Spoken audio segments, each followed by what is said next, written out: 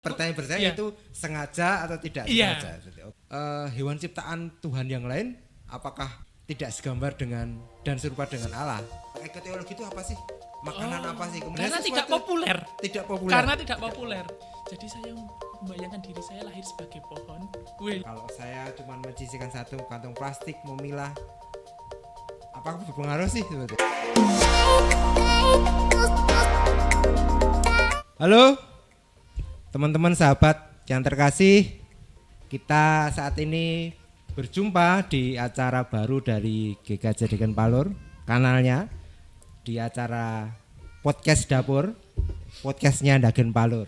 Jadi podcast ini kita buat untuk dijadikan wadah bagi gereja maupun komisi untuk bertukar informasi atau membahas topik-topik yang sedang hangat seperti itu. Jadi untuk saat ini episode pertama awal ini kita akan membahas tentang lingkungan hidup. Jadi sebentar lagi akan ada peringatan Hari Lingkungan Hidup Sedunia tanggal 5 Juni. Jadi terkhusus untuk episode perdana ini, episode pertama untuk memperingati Hari Lingkungan Hidup Sedunia, kita akan berbicara tentang isu lingkungan hidup di podcast kali ini. Dan untuk menemani kita, saya saat ini ditemani oleh mas-masnya yang ganteng. Ini namanya Mas Tira. Beliau ini adalah vikaris dari GKJ Bibis Luhur seperti itu. Nah, sebelumnya jadi kenapa kita mengundang Mas Tira saat ini, karena tema untuk Hari Lingkungan Hidup Sedunia tahun ini adalah Restore Our Earth. Jadi kan memulihkan bumi. Saat ini memang isu lingkungan hidup menjadi suatu hal yang biasa kita dengar. Tapi hal yang biasa didengar juga adalah itu hanya menjadi wacana. Isu lingkungan hidup kemudian hanya menjadi wacana untuk kita memulihkan bumi tapi tanpa ada aksi. Jadi, nah kita sebagai organisasi atau berkecimpung di dalam bidang gereja keagamaan mencoba melihat merangkai itu di dalam sebuah kesatuan. Jadi jangan sampai terpisah antara gereja maupun isu lingkungan hidup. Makanya kemarin ketika ngobrol-ngobrol dengan Mbak Christine maupun dengan Pak Nov, kira-kira siapa sih yang bilang ini yang bisa kita ajak ngobrol sharing dari ini. Kemudian ada wacana, oh ini aja Mas Tira, beliau ini ketika ujian perempuan ya Mas, ujian kependetaan. Jadi isu yang diangkat adalah bukan isu, mungkin khotbah diangkat temanya gitu. Iya, di bagian PPA GKJ-nya itu tentang ekoteologi. Jadi kan ini menarik sekali. Jadi ada seorang pejuang yang ini menjadi pendeta mengangkat isu yang sebenarnya tidak populer gitu. Jadi wah ini menarik, makanya kita undang ke sini. Sebagai awal mungkin Mas Tira bisa memperkenalkan diri, kemudian kenapa sih tertarik dengan isu ekoteologi ini. Tetapi di awal-awal aja Mas, kita akan mengupas nanti lebih lanjut. Oke. Terima kasih waktu yang diberikan pada saya. Oke. Perkenalkan Ibu Bapak, saudari-saudara sekalian. Nama saya Anindita Yudhistira Adi, yang mana pada saat ini saya sedang menjalani proses vikariat menuju tahbisan pendeta di Gereja Kristen Jawa Bibis Luhur Surakarta. Yes. Mengapa saya mengangkat ekologi di dalam ujian premtoir saya? Karena memang sejatinya saya memiliki semacam kerinduan, memiliki kegelisahan terkait dengan isu lingkungan hidup. Ya walaupun seperti tadi dinyatakan di awal itu tidak populer, itu kurang peminatnya, tapi untuk pergumulan kan sifatnya itu personal. Nah iya. Jadi itu pergumulan saya secara personal. Siapa tahu dari pergumulan personal ini saya dapat ya tanda kutip mempengaruhi. Bukan jodoh. Saya pikir jodoh ya. Kalau jodoh sudah ada di tangan Tuhan. Oh iya, kan gitu. Okay, siap. Ya mungkin sekilas seperti itu. Oh gitu. Oke. Sebentar lagi kan kita memperingati Hari Lingkungan Hidup Sedunia. Jadi kalau menurut Mas Tira sendiri, kondisi lingkungan hidup saat ini secara global, menurut Mas Tira kondisi seperti apa sih? Dan dalam skala, kalau kita bisa ambil skalanya itu masih baik-baik aja atau agak mengkhawatirkan atau malah sudah mengkhawatirkan menurut Mas Tira? Iya, mungkin dimulai dari realita Ya. atau hal-hal yang terjadi yang begitu dekat dengan kita saja, di mana perubahan iklim dulu bisa dibagi secara jelas. Ini musim penghujan, ini musim bediding. Bediding itu kalau dalam bahasa Jawa itu kan peralihan antara hujan ke panas gitu. Tapi sekarang tidak bisa dibagi secara spesifik, bulan ini sampai ini, bulan ini sampai ini musim hujan, bulan ini sampai ini musim panas, tidak bisa. Itu menjadi bukti nyata kalau memang perubahan iklim itu begitu mempengaruhi kehidupan kita. Itu yang pertama. Terus kalau di ibu, bapak, saudari-saudara sekalian ingin melihat bagaimana perkembangan lingkungan saat ini, itu bisa melihat di internet, bisa melihat di tabloid-tabloid, itu begitu nyatanya. Sebenarnya katanya itu menurut saya bukan tentang kerusakan, tetapi perusakan. Perusakan. Iya, jadi secara sengaja, bukan tidak sengaja, tapi perusakan. Contohnya, kebakaran hutan itu hampir setiap tahun terjadi. Itu contoh. Iya. Pertanyaan dasarnya itu sengaja atau tidak sengaja. Oke. Penggunaan kata kerusakan gitu. Atau perusakan. Seperti itu. Kalau dari terus pertanyaannya bagaimana skalanya sekarang? Kalau menurut saya mengacu dari beberapa sumber yang saya baca, yang saya ikuti, itu tentu saja sesuatunya sekarang itu sudah mencapai tahapan yang mengkhawatirkan. Bahkan menurut beberapa ahli, kalau tidak salah di bulan April kemarin, edisi bulan April, National Geographic memprediksi kalau 30 tahun ke depan dari sekarang, kalau tidak ada perubahan secara radikal di dalam pola hidup kita untuk mencintai dan merawat lingkungan, akan ada bencana ekologi. Yakni 30 tahun ke depan. Menurut saya 30 tahun itu waktu yang tidak lama, itu waktu yang cepat menurut saya.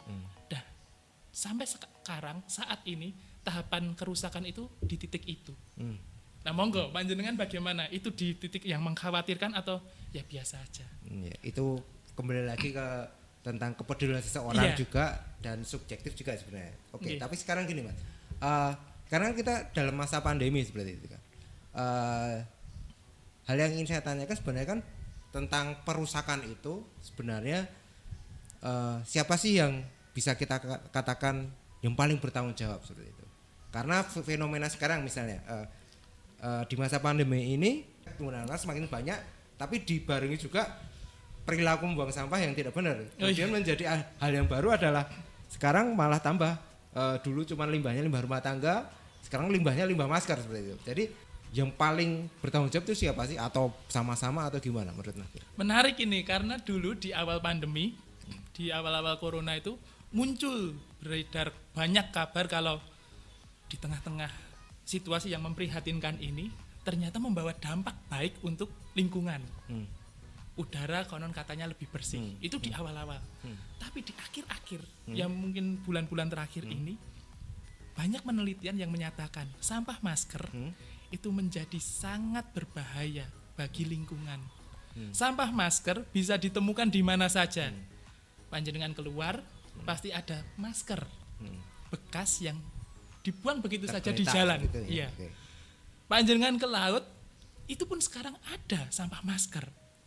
Jadi siapa yang salah? Ya tentu tidak mungkin kita menunjuk siapa yang salah. Malah lebih pertanyaannya sejauh mana kita sudah mencintai lingkungan.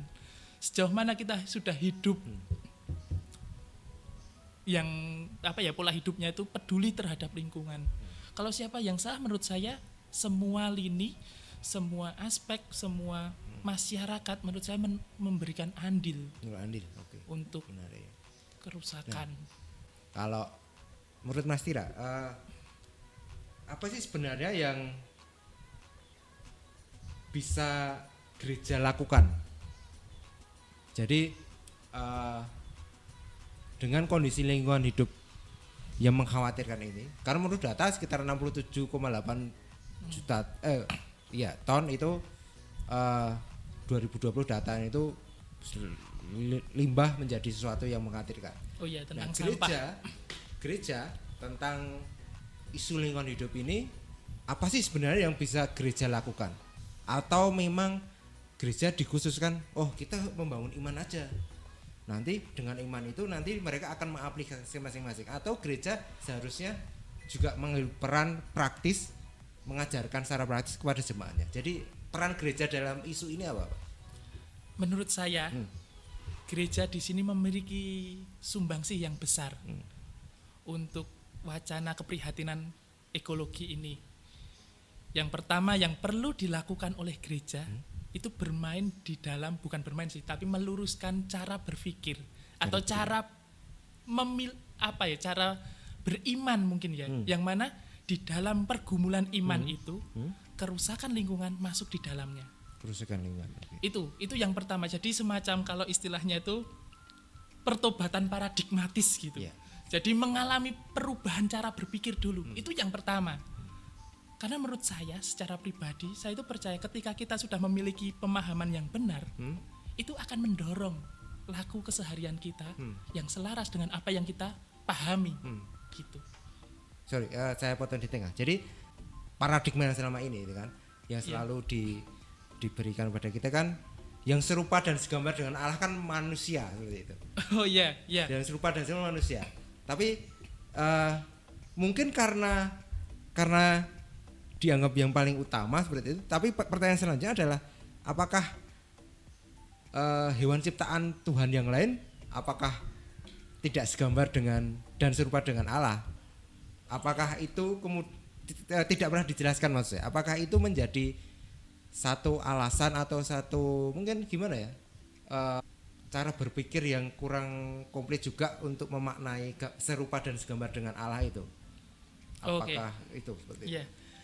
Kurang komplit. Nah, saya menarik ini kata kurang komplit karena ketika kita berbicara tentang kerusakan alam, tentang ekologi, kita ini dituntut untuk memiliki pola pikir yang holistik. Jadi menyeluruh ya. Holistik menyeluruh. Dan kalau terkait dengan ciptaan yang serupa dan segambar dengan Allah, beberapa tahun yang lalu, sebenarnya sudah agak lama, seorang sejarawan dari Amerika mengkritik itu. Jadi bernama Lynn White. Lynn White mengkritik apakah ada ajaran di kekristenan yang berkontribusi besar terhadap perusakan lingkungan. Lynn White yang seorang sejarawan itu menyatakan ada. Dan itu letaknya ada di konsep Imago Dei, yakni serupa dan segambar dengan Allah. Mengapa kok bisa seperti itu? Karena di dalam konsep Imago Dei yang terpikir di dalam benak kita adalah hierarki relasi. Jadi yang pertama adalah Allah, yang kedua adalah manusia, yang kemudian adalah lingkungan, ciptaan yang lain. Dari situ kemudian kita membentuk sebuah relasi yang aku dengan Tuhan dekat dan aku di atas ciptaan yang lain. Iya, yang lain supporting gitu ya. Iya, atau yang lain itu nomor dua lah, subordinasi gitu. Atau yang lain itu diciptakan Tuhan untuk membantu saya. Iya. Itu. Jadi relasinya yang terbayang secara yang terbayang sampai sekarang seperti itu. Hierarki relasi Allah, manusia dan baru ciptaan yang lain. Nah, cilakanya di sini adalah ketika kita sudah ditempatkan di posisi yang lebih tinggi daripada ciptaan yang lain dan itu sangat mempengaruhi cara kita berpikir, cara kita bertindak, akhirnya semacam ada sindrom. Kita itu semacam raja-raja kecil gitu atas ciptaan yang lain. Ya, ciptaan yang lain itu dilihat sebagai objek untuk memenuhi nafsuku sebagai manusia. Sedangkan berbicara tentang nafsu itu tidak pernah terbatas. Justru ketika kita berbicara tentang teologi, ekologi, ekoteologi, kita harus berani secara imajinatif menggambarkan relasi yang baru, tidak lagi yang hierarkis, tetapi yang egaliter. Allah, manusia, dan ciptaan yang lain itu segaris. Jadi kita memang manusia yang memiliki akal budi. Itu kan yang sering kali ditekankan pada kita. Tetapi akal budi di sini bukan dalam rangka untuk mengeksploitasi habis-habisan, tetapi kita diajak, dipanggil untuk menjadi mandataris Allah. Yang mana di situ kita bertugas untuk merawat, mencintai kehidupan. Nah, disitulah yang seharusnya, jadi ini persoalannya di pemaknaan Imago Dei. Imago Dei sebagai mandataris Allah, atau Imago Dei dalam artian akulah yang berkuasa, akulah Tuhan dari ciptaan yang lain. Itu. Jadi ada dua ekstrim di sini. Bicara tentang peran gereja itu tadi. Jadi langsung mungkin ke topik utama tentang ekoteologi.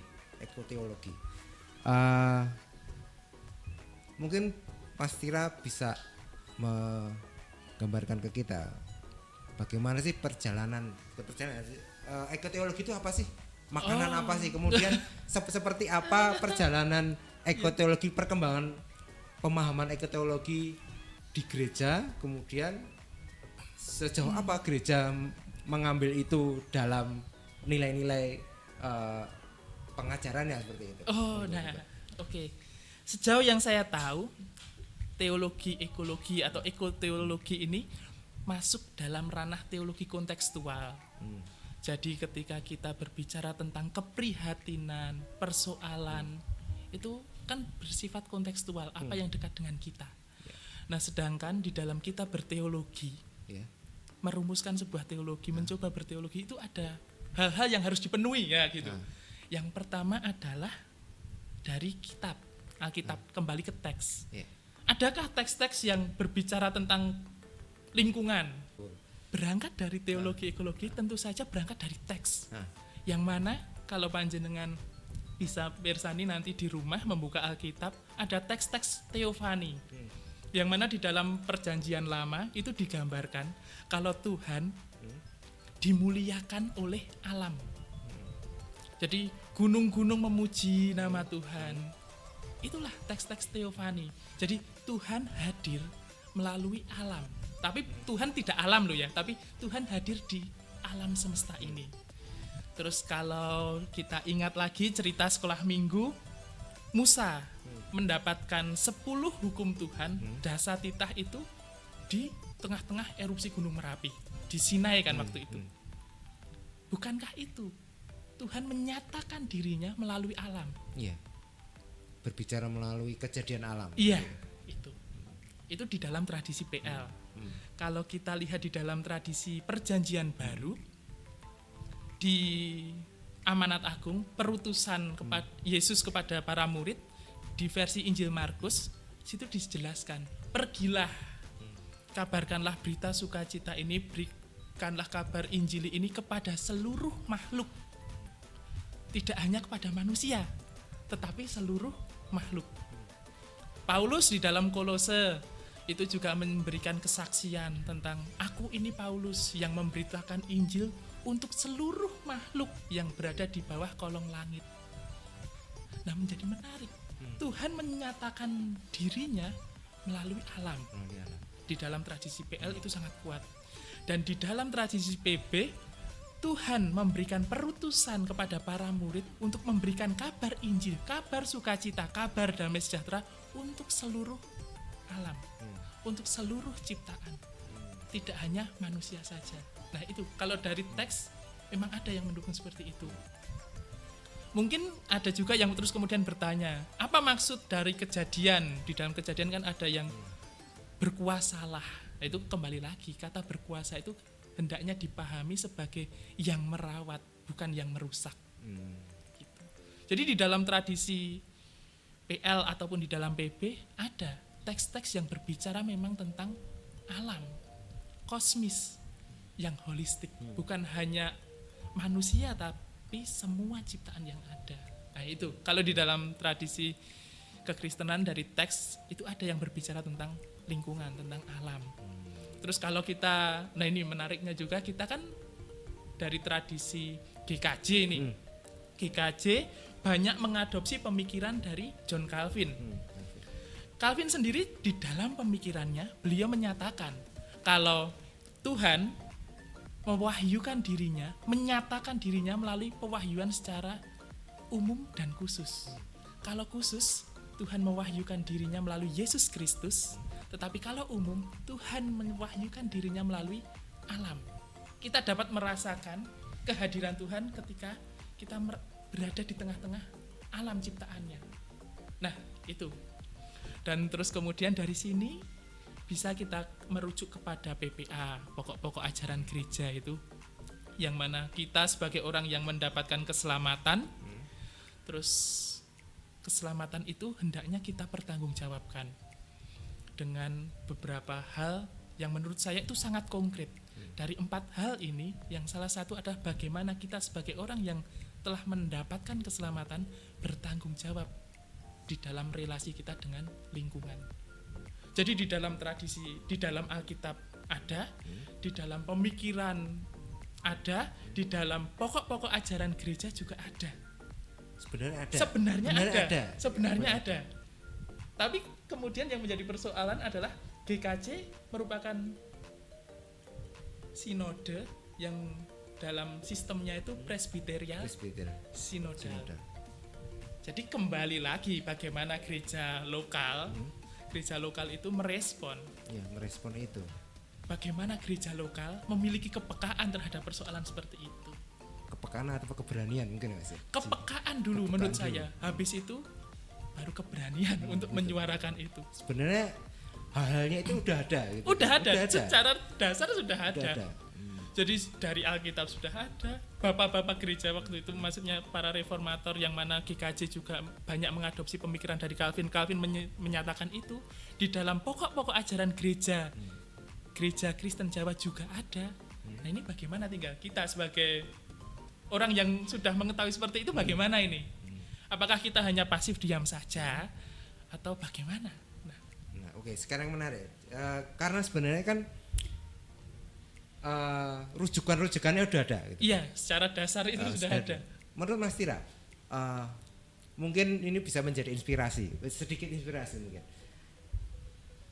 Apa sih yang bisa secara praktis yang bisa dilakukan gereja untuk merespon yang paling dekat, PPA itu? PPA itu kemudian diturunkan ke dalam sebuah kegiatan gereja. Contoh-contohnya mungkin seperti apa, kemudian apa yang nilai-nilai apa yang dimasukkan, misalnya apakah itu dimasukkan di dalam kebijakan gereja atau dimasukkan ke dalam tata ibadah seperti itu. Tadi mungkin Mas Tira mungkin bisa memberi contoh atau inspirasi apa sih yang bisa dilakukan secara praktis oleh gereja untuk merespon ini, gitu kan? Okay. Kalau secara konkret, secara praktis, apa yang bisa dilakukan? Tentu memasukkan yang menurut kita ini tadi permasalahan, yakni persoalan tentang lingkungan ke dalam kurikulum pengajaran.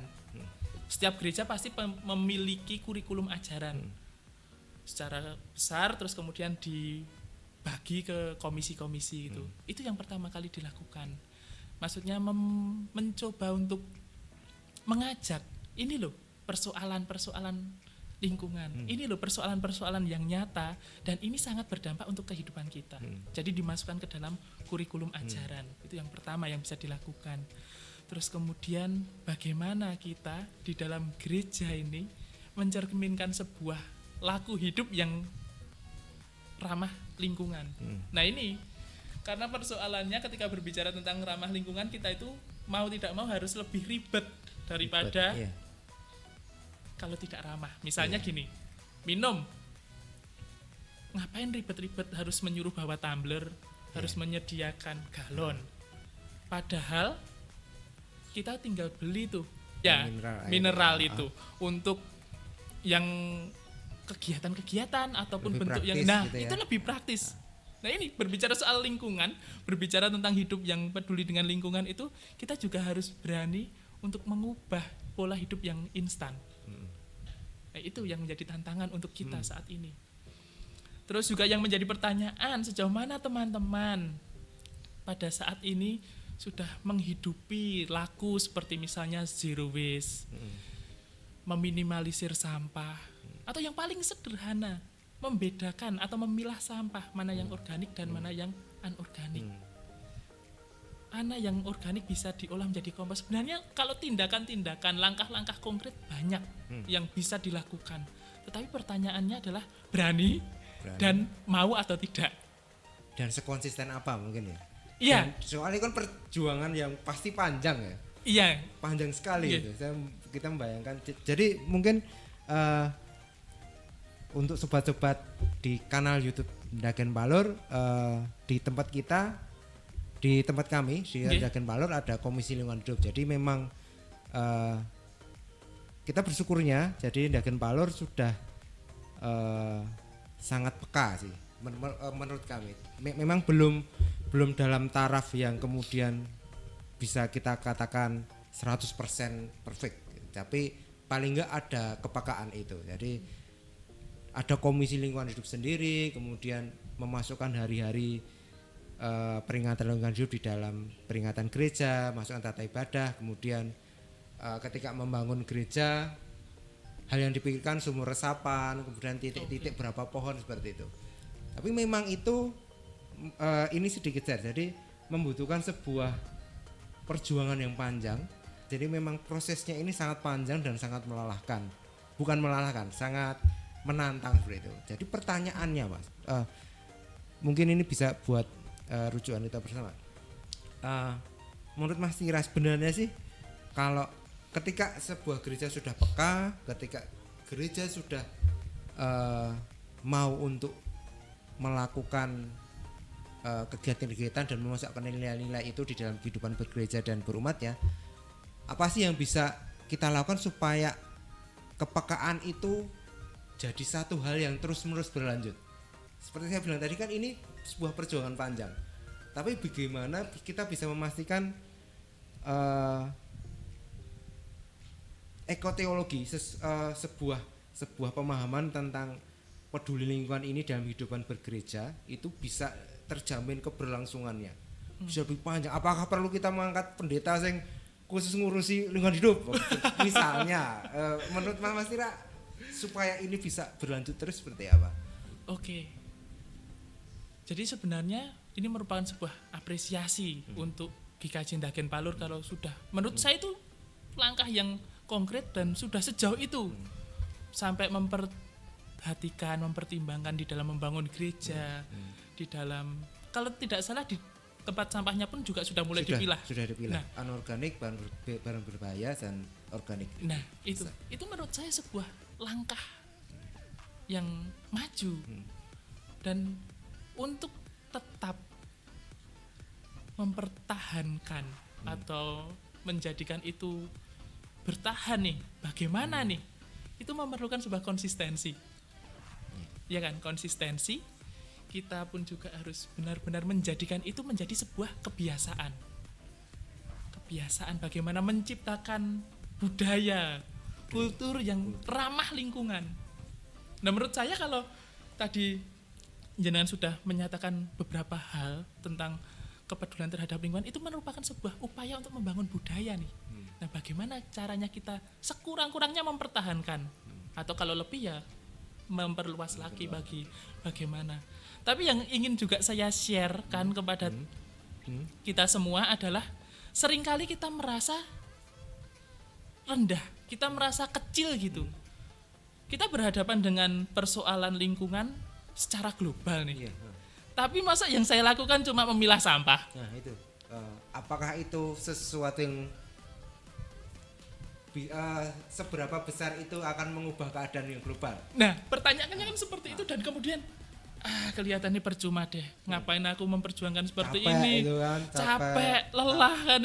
Kayak aku, kayak musuhku, ya kan gitu. Akhirnya, tapi menurut saya pribadi, Mas, itu merupakan sebuah hal yang menjadikan tantangan di dalam kita. Sejauh mana kita konsisten? Menurut saya, hal sekecil apapun, sesepele apapun, itu lebih bermakna daripada hanya kita berhenti pada sebuah kata-kata. Hal-hal kecil kita mulai dari diri kita sendiri. Dan kemudian saya percaya setiap dari kita memiliki sebuah komunitas. Dalam bentuk keluarga, dalam bentuk gereja, ataupun komunitas-komunitas yang lain. Bisa kita mulai dari situ. Menurut saya perubahan besar itu selalu dimulai dari hal yang kecil. Kalau tidak, kita siapa? Itu pertanyaannya juga. Kita tidak mungkin langsung memberikan dampak yang besar kalau kita tidak konsisten dulu dari hal-hal yang kecil. Jadi pertanyaannya, sejauh mana kita bisa kuat dengan apa ya namanya ya, godaan dari diri kita sendiri. Ngopo sih kamu ribet-ribet kayak gitu? Lihatlah mereka Ya, dan dengan budaya ya ketika kita udah memilah sampah di dalam rumah kita, ketika kita udah dipilah-pilah, dibawa ke tempat sampah, dicampur bruk gitu kan. Jadi kadang aduh gitu kan. Jadi budaya di luar kita kadang memang mengaruhi, tapi ya konsistensi dari diri. Bagaimana kita bisa menciptakan semacam kultur tandingan gitu kan? Maksudnya ada budaya instan nih yang tidak ramah lingkungan. Lalu bagaimana kita menciptakan budaya yang ramah lingkungan? Dan itu seperti tadi jenengan bilang di awal kalau itu tidak populer. Itu godaan kita, tantangan kita. Di tengah-tengah serba cepat, serba instan, kita malah dalam tanda kutip malah melambat.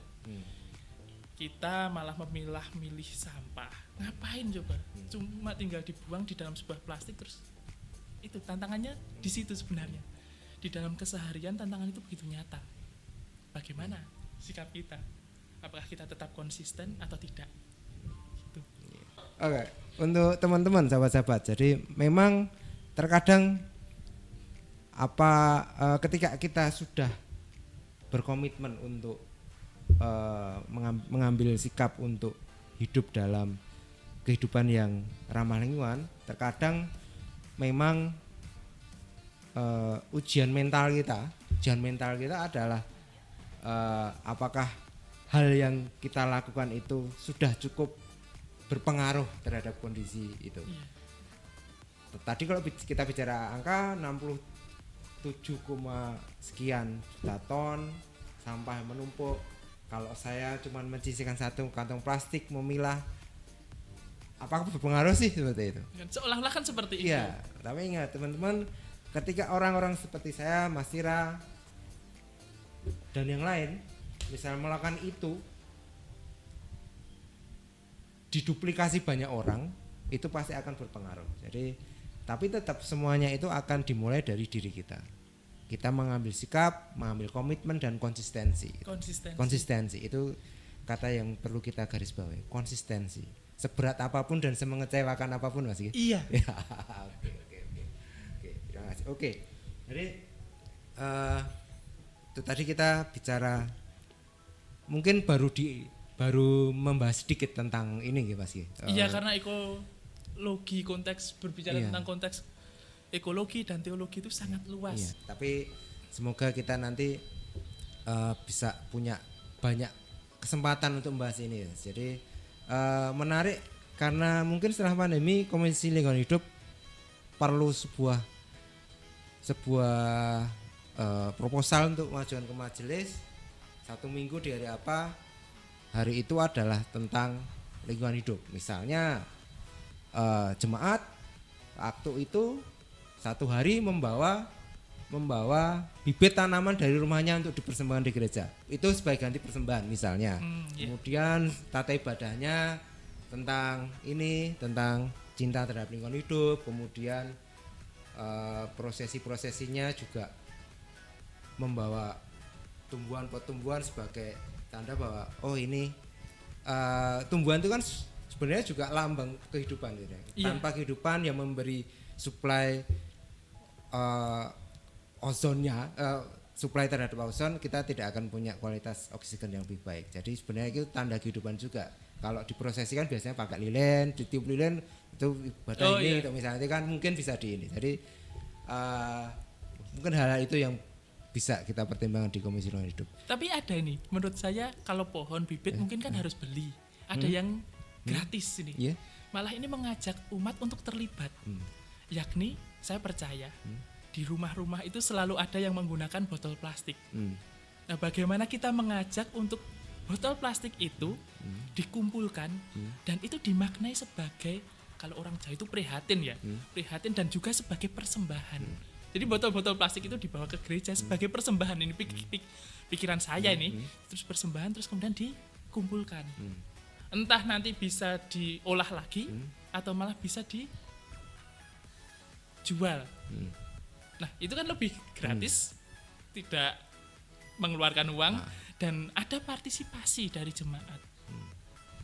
Mungkin ini Mungkin, hanya ya. usulan Dulu, tiba-tiba pernah sih. Dulu itu kita pernah bikin acara, kita peringatan Hari Bumi kalau nggak salah tahun 2009 mungkin ya. 2009 atau 2000. Itu kita membagi bibit tanaman itu, kemudian kita kencanan 1 tahun ke depan kita peringatan ini bibit tanaman itu dibawa. Gitu. Oh iya. Ada yang bawa, ada yang tidak. Yang bawa karena udah terlalu gede, gitu kan. Terlalu gede karena kan dia depannya pohon kamboja kalau salah itu kan, pohon kamboja seperti itu. Jadi memang memang ini sih, memang mengasihkan juga, tapi memang berbicara tentang peduli lingkungan itu kan memang kosnya juga lumayan, kosnya itu kan, kos itunya sih, tapi memang butuh komitmen dan konsistensi itu, karena kan memang sesuatu yang instan lebih murah gitu kan. Iya betul sekali. Junk Lebih food murah, itu, lebih cepat. Junk food itu lebih murah, lebih cepat daripada organic food gitu kan. Iya. Organic food seperti itu. Betul Ya. sekali. Untuk menutup acara kita mau ada quick question game, Mas. Quick question game. Nah ini Oke. pertanyaan pertama Mas. Ini lebih ke pertanyaan. Deskripsikan lingkungan hidup kita saat ini dalam 5 kata. 5 kata. 5 kata. Lingkungan hidup kita pada saat ini memprihatinkan. Memprihatinkan. Memprihatinkan. Berarti kita harus perhatian. Perhatian sama yang memprihatinkan. Iya. Oke, siap. Pertanyaan kedua. Jika dalam kehidupan ini kita kehilangan semua pepohonan itu hilang semuanya. Iya. Hal apa saja yang Mas Tira rindukan atas itu? Tentu saja rindu kerindangan dari pohon itu kan. Tapi malah saya membayangkan kalau wah ini nggak ada pohon pasti kita semua dibantu oleh robot, kita semua obesitas gitu malahan. Iya. Karena ada dulu film kartun yang menceritakan seperti itu. Apa ya judulnya ya? Saya lupa. Wall-E. Wall-E. Nah, itu kan menceritakan kalau semua kehidupan ini hilang, maksudnya tumbuh-tumbuhan hilang. Terus kita dilayani robot nih, kita obesitas, tapi enak. Iya. Kepikirannya kita enak, tapi pertanyaan selanjutnya adalah, ya terus ini yang hidup siapa kan? Bicara tentang ekoteologi. Dengan saat ini pemahaman dan cara respon setiap gereja, umat maupun gereja terhadap konsep ini, menurut Mas Tira dalam 5 tahun ke depan ekoteologi ini berkembang seperti apa? Apakah menjadi sesuatu yang sangat berkembang atau segini-gini aja? Menurut proyeksi 5 tahun ke depan lah. Menurut saya gini-gini aja. Gini-gini aja. Karena Iya. respon itu lah. Karena tidak populer. Tidak populer. Karena tidak populer. Dan Apalagi lebih ribet ya sebenarnya. Secara lebih praktis ribet, lebih ribet. diperhadapkan oleh tuntutan hidup yang serba cepat seperti ini. Iya. Oke. Tapi itu mah jadi tantangan kita. Tantangan kita. Makanya ada komisi lingkungan hidup ya. Supaya kita konsisten mengingatkan. Menarik memang. Supaya semoga kita juga tidak lupa. Ya. Oke. Jika dilahirkan kembali dalam bentuk lain selain manusia, Iya. Mas Tira pengen jadi apa? Kan ada banyak unsur, ada banyak elemen di dalam lingkungan hidup kita. Sing ketoke Mas Tira, wah nek aku dadi iki ketoke asik gitu ya. Saya itu paling suka dengan pohon beringin itu. Pohon beringin. Iya. Karena kan bentuknya kan menarik Kenapa? tuh. Satu gini kan Hah? batangnya, terus jadi semacam payung gitu loh. Bukan teringat partai ya? Bukan. Oke. Bukan. Saya bukan aktivis partai apapun. Ya, Saya menarik. aktivisnya Kristus gue. Yes, keren, ya. Tapi itu saya membayangkan saya itu kalau diciptakan selain menjadi manusia kan, berarti saya membayangkan. Saya juga pernah membayangkan ini seperti ini. Jadi saya membayangkan diri saya lahir sebagai pohon, yang memberikan kerindangan, kesejukan untuk orang-orang yang berteduh di bawahnya. Siap. Gitu. Nanti pengen memberi manfaat banyak orang seperti itu. Dan itu tidak saya lakukan karena memang diri saya kan Seperti itu. Ya, itu seperti kan. itu. Kan Jadi menarik secara itu. natural, Iya, secara naturalnya alami akan seperti memberi itu. banyak Iya. manfaat. Oke, ini pertanyaan penutup dan ini banget sih, tertulis banget. Mas Tira pilih mana? Makan makanan organik selama 1 bulan, diskon 50%, atau junk food selama seminggu free.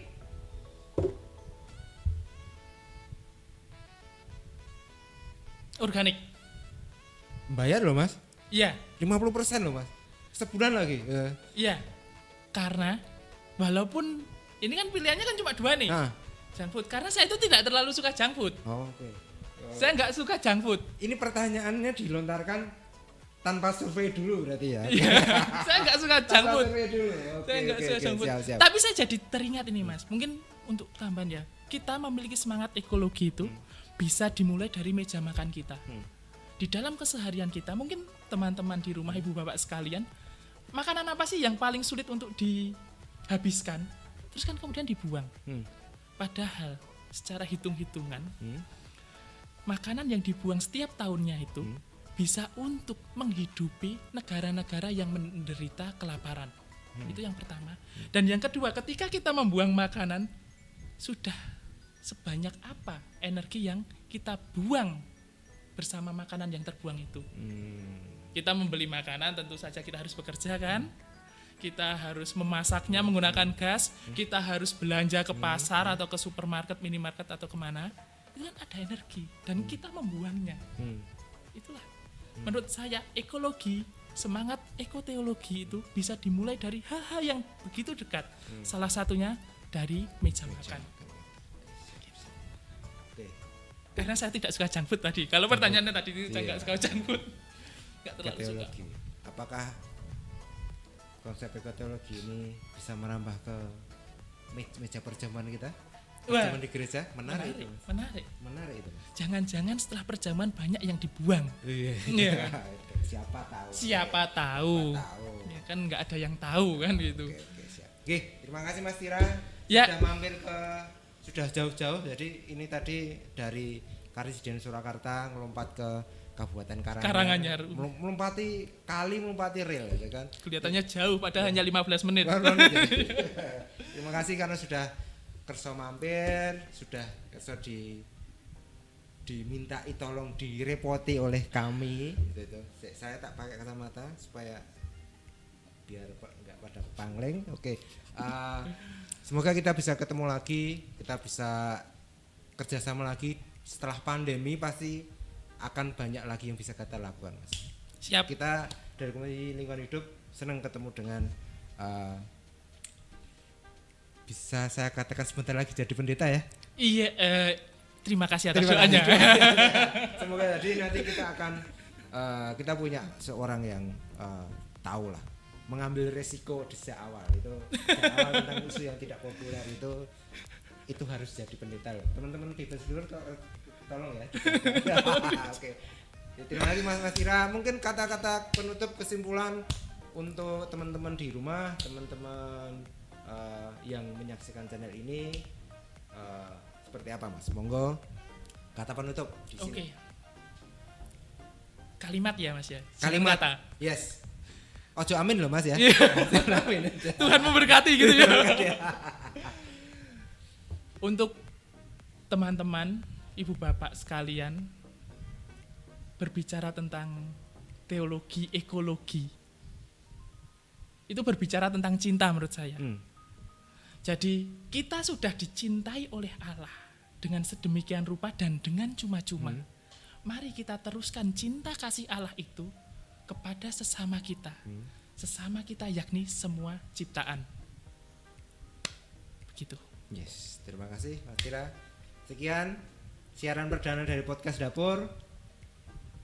Jika teman-teman suka tentang podcast ini, like dan subscribe channel kami dan tulis komentar kepengen topik apa sih, kita nanti akan wujudkan untuk Anda melalui podcast Dapur ini. Salam sejahtera, sampai jumpa di acara dan episode yang akan datang. Tuhan memberkati. Dadah.